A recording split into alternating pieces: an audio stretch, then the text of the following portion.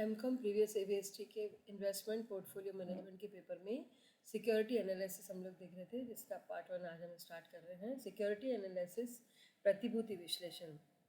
जैसा कि आप जानते हैं कि जब भी कोई इन्वेस्टर अपना पैसा लगाता है तो वो ये चाहता है कि उसे उस प्रतिभूति से रिटर्न मिले, और रिटर्न जो होता है उसका मैक्सिमम रिटर्न मिलना चाहिए उसे।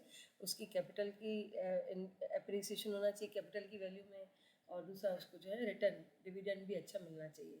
तो ये उसका प्रत्यय रहता है, तो प्रत्यय की वृद्धि वो चाहता है, और जोखिम को भी उसे ध्यान में रखना पड़ेगा। तो ये सिक्योरिटी एनालिसिस कराता है कि दोनों चीज़ों को ऑप्टिमम बैलेंस बनाते हुए सिक्योरिटीज़ में इन्वेस्टमेंट करना। तो इसके लिए उसे सिक्योरिटी एनालिसिस के अंतर्गत फंडामेंटल एनालिसिस देखना होगा, आधारभूत विश्लेषण, आर्थिक विश्लेषण, इकोनॉमिक एनालिसिस देखना होगा, इंडस्ट्रियल एनालिसिस देखना होगा, और टेक्निकल एनालिसिस भी देखना होगा।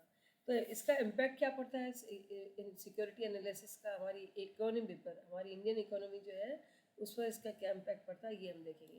क्योंकि देखिए बच्चों, ऐसा कि जब है ना कोई भी है ना इकोनॉमी होती है तो उसमें रिसेशन भी होता है, और कंपनी जो है अपनी जो अर्थव्यवस्था वो आगे तेज़ी में भी होती है। जब मंदी में होती है तो क्या होता है, जब हमारी अर्थव्यवस्था में मंदी चल रही है तो उससे क्या होता है, बिजनेस में भी कंपनियां भी ठप पड़ जाती हैं, कंपनियों का भी निष्पादन सही प्रकार से नहीं चल पाता है। और अगर जो अर्थव्यवस्था में आपके बूम आ जाता है, तेज़ी आती है, तो फिर क्या होता है कि वस्तुओं की डिमांड बढ़ती है, डिमांड बढ़ने से प्रोडक्शन बढ़ता है, प्रोडक्शन बढ़ने से आपके एग्रीकल्चर की उसमें इनपुट में वृद्धि होती है, और इस तरह से आपके लाभ बढ़ते हैं, कीमतें भी बढ़ती हैं, उत्पादन भी बढ़ता है, रोजगार के अवसर भी बढ़ते हैं। तो इस तरह से कंपनी का जो परफॉर्मेंस है वो अच्छी होने लगती है। तो इंडियन इकोनॉमी जो थी वो हमारी मानसून पर भी आधारित है। जैसा कि हम जानते हैं कि कृषि पर बहुत ज़्यादा बेस्ड है, तो भारतीय कृषि जो है वो मानसून के आधार पर होती है। अगर बरसात अच्छी होती है तो हमारे जो प्रोडक्ट्स हैं उनकी वैल्यू जो है वह कम हो जाती है, हमारे प्रोडक्शन ज़्यादा हो जाता है, उसका जो है आपके क्लोथ वाले बिजनेस पे और ऑयल बिजनेस पे, और दूसरा आपके जो है खाने पीने की जो वस्तुएं हैं उस पर प्रभाव पड़ता है, और ये वस्तुओं की जो है चीनी वीनी है, इनके जो उद्योगों की इनकी रेट्स में कमी आती है, और लोग बाग इसका जो है प्रोडक्शन का फ़ायदा ले सकते हैं। तो इससे क्या होता है कि कंपनियां तेज़ी से, ये वाली कंपनियां आगे बढ़ती हैं। तो कृषि पर जो हमारे देश की 2/3 जनसंख्या जो है डिपेंड करती है, और जो हमारा जीडीपी है उसका 17% भाग जो था वो एग्रीकल्चर से ही अपन अर्न करते हैं, जैसा कि आपको पता ही है। तो कृषि क्षेत्र में उत्पादन करने से और रोजगार और आय में वृद्धि होने से क्या होता है, अल्टीमेटली हमारा इंडस्ट्रियल सेक्टर भी जो होता है वो स्ट्रॉन्ग होने लगता है। तो हमारी भारतीय अर्थव्यवस्था को मिक्स्ड इकोनॉमी भी कह सकते हैं।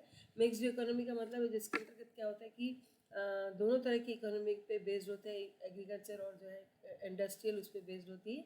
तो सार्वजनिक क्षेत्र का भी इसमें बहुत ज़्यादा, पब्लिक सेक्टर का बहुत ज़्यादा योगदान है। सरकार जो थी सबसे बड़े इन्वेस्टर होती है, सरकार भी अपना पैसा लगाती है, और जो है इस तरह से उसकी निष्पादन में वृद्धि करती है।